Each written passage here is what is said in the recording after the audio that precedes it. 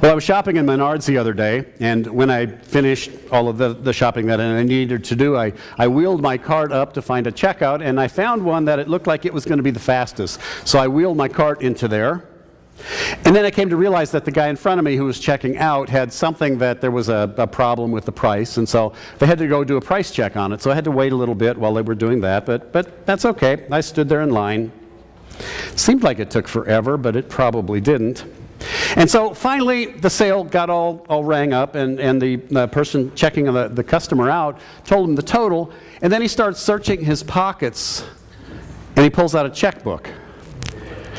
And I'm thinking, you knew you were going to write a check, and you're waiting till now? You could have been filling it out and just put the total in there when you were done. But I waited calmly, and while I was waiting then for him to write the check, there was a guy that came behind me, and he was getting ready. He was ready to check out also.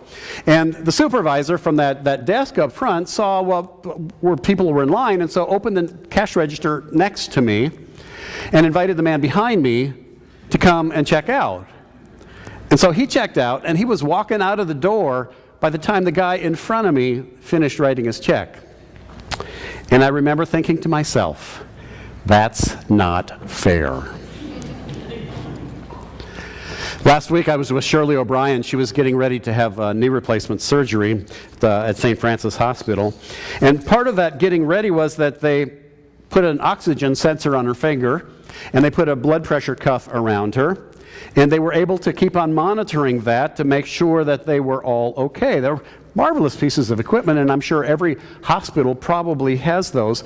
And I got to thinking, what if we did that here? What if we put an oxygen sensor on everybody in the pews, and we put a blood pressure monitor cuff on everybody here, and then we read you the parable that Jesus just told?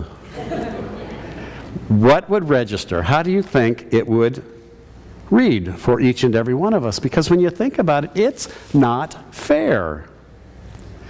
It's not fair because we have grown up hearing a totally different story. We've heard things like you pull yourself up by your own bootstraps, or there is no free lunch, or if you want something, you got to work for it. I remember my mother telling me when I was young that I could do anything that I wanted if I just put my mind to it. We get what we earn. At least that's what we're taught, right? And so when we hear a story like this parable that Jesus told, everybody gets the same pay, regardless of the amount of work they did, don't we just want to scream out for justice? Don't we want to say something? It's not fair. It's not right. It's not the American way. But then it's not America that Jesus is talking about either. Take a look again at the very beginning of what he says. The kingdom of heaven is like a landowner. The kingdom of heaven is like a landowner who went out early in the morning. There was a Lutheran congregation that had been worshiping in Missouri for several years in a high school gym. They were a very dedicated group of people.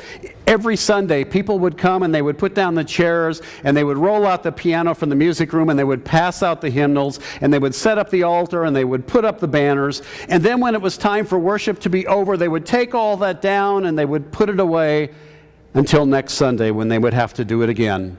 And they did that for 9 years. Until this small group of dedicated Christians finally raised enough money to buy a piece of land. And within 3 more years, they were able to construct a new building on that land. And it seemed like they no sooner got the sign up in front of the church than people started to pour in. The congregation tripled in numbers within 1 year. And most of those newcomers became very active members in this new church. They were teaching Sunday school. They were serving on the church council. They were keeping up the grounds. They were serving as ushers and musicians and greeters and lectors. And things seemed to be going really great. But there were a few folks there that had mixed feelings about all of this. They needed all these new people to be there because they had a big mortgage to pay and they had bills to pay. They were glad that the church was so full. But there were a few of them that deep down in their hearts, some of them were saying, "Where were you when we struggled to build this church? Where were you when we put down the chairs every Sunday and we took them back up? For years you drove right by our sign at the school and you didn't stop. And now you're here? You didn't pay the price. It's just not fair. And Jesus said when those who were hired at 5 o'clock came, each of them received the usual daily wage. Now, when the first came, they thought they were going to get more, but each of them also received the usual daily wage. And when they received it, they grumbled. And then Jesus has the audacity to tell a story about people who seem to get so much more than they deserve. The equality of God's grace can be like a two-edged sword. Think of those undeserving get more than they expect. And those who think they deserve more oftentimes get maybe a little less than they anticipate. In this parable, the laborers who spent 12 hours in the vineyard got a denarius. And those who worked 1 hour in the vineyard got a denarius. Where's the fairness in that? I would say by our standards, there is no fairness in it. But then God does not operate by our standards. Jesus was attempting to teach his disciples and us something about God. His message is that we are all created equal before God. Nobody is graded, no one is rated, no one is considered more valuable than the other, no one gets ahead of the rest. There aren't 4-star Christians and 1-star Christians. We are men and women and children accepted into God's great love without ever deserving it. Next Sunday, we're going to have the privilege of celebrating 2 baptisms here at Peace Lutheran Church, Braden Osborne and Briley Bray. They will become 2 of the newest adopted members into God's family. They are about to receive all of the goodness that God has to offer them, including forgiveness. It is the most amazing gift that we could ever receive. Do you know what? As young as they are, and as innocent as they both are, they don't deserve it. But then neither do any of us. That's the great thing about God's love. That's the great thing about the kingdom of heaven that Jesus was trying to get across. Not one of us will ever be good enough to deserve all that God offers. But just like the landowner in today's reading, God offers it to us anyways. Once there was a very faithful man in church. His whole life had been dedicated to serving the Lord. And at the age of 75, he died.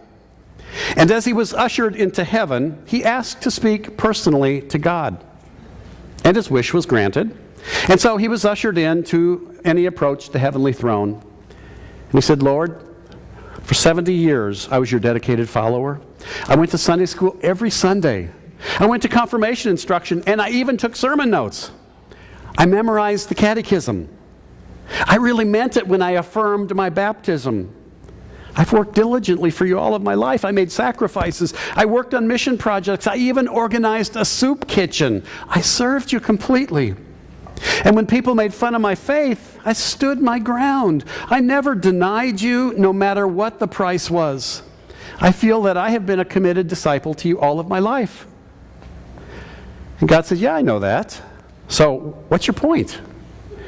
And he says, well, when I got here, I noticed this guy over here. And Lord, it's about him. It's about, Rick, I'm not pointing at you. It's about him. He just wasn't a very nice person in life. He was pretty sleazy in his business. He was loose with women. He was a guy that you could never trust. He was just irresponsible. And now I heard that late in his life, he got seriously ill, and he had this conversion experience. Some are calling it a deathbed conversion. And here he is. He's in the same place that I am. He's here with me now. And God looked at him and said, uh-huh. He says, well, do you think that's fair, God? I gave you 70 years of my life. I was committed to you from the time that I could make a commitment. I sacrificed for you. And this guy's only been a Christian for a few months. He hasn't done much of anything. Do you think that's fair? Then God looked at him and said, you know, I see what you're saying. Yes, you did get to enjoy knowing me and knowing my love and knowing my grace for 70 years. And this man went so long without knowing that love. So you're right. It isn't fair. Amen.